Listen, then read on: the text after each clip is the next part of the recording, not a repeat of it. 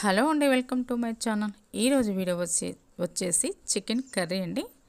ఎప్పుడు చేసినా ఒకే టేస్ట్గా ఉండాలంటే దేంట్లోకైనా కూడా బగారాలోకి, చపాతీలోకి, పులావ్లోకి, వైట్ రైస్లోకి కూడా చాలా బాగుండాలి అంటే ఇలా ఉండండి. ముందుగా నేను 1/2 కేజీ చికెన్ తీసుకుని సాల్ట్ వేసి శుభ్రంగా కడిగి పెట్టుకున్నాను.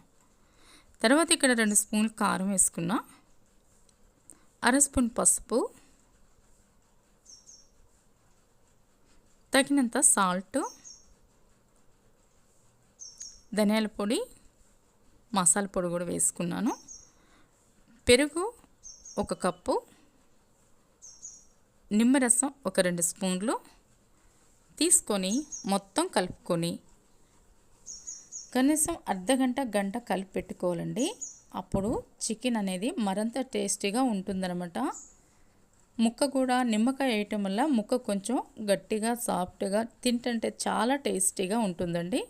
అందుకనే ఇలా కలిపి పెట్టుకొని 1 గంట పాటు మనం పక్కన పెట్టుకున్నట్లయితే చాలా బాగుంటుందండి. ఆయిల్ వేడిన తర్వాత దాల్చిన చెక్క, పచ్చిమిర్చి, 3 ఉల్లిపాయలు సన్నగా తరిగిన ఉల్లిపాయలు వేసి అది కొంచెం కలర్ చేంజ్ అయిన తర్వాత జీలకర్ర, ఆవాలు వేసిన తర్వాత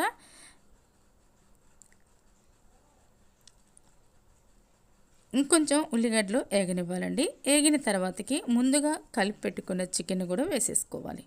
వేసుకొని మొత్తం కలుపుకోవాలండి. కానీ భలే టేస్టీగా ఉంటుందండి.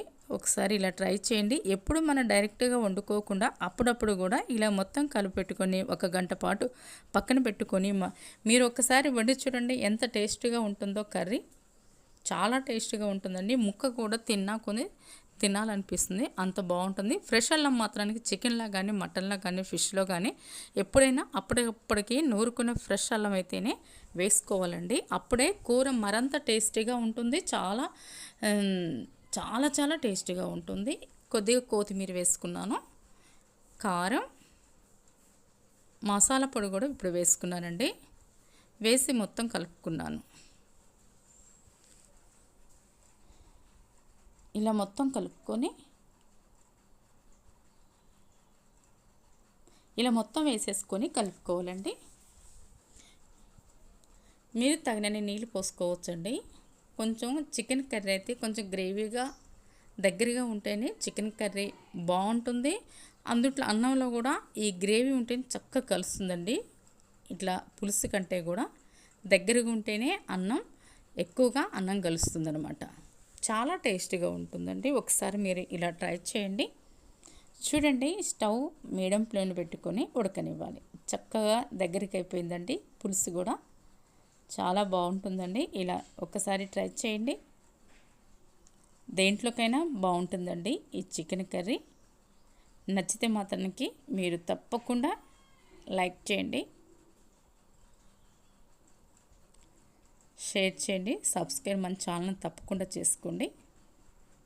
ఒకవేళ మీకు ఈ వీడియో నచ్చితే తప్పకుండా సబ్స్క్రైబ్ చేయండి.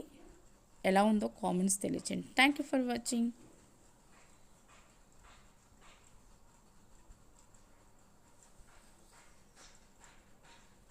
వైట్ రైస్లో చాలా చాలా బాగుందండి. చాలా టేస్టీగా ఉంది. ఒకసారి మీరు ఇలా ట్రై చేయండి. Thank you for watching.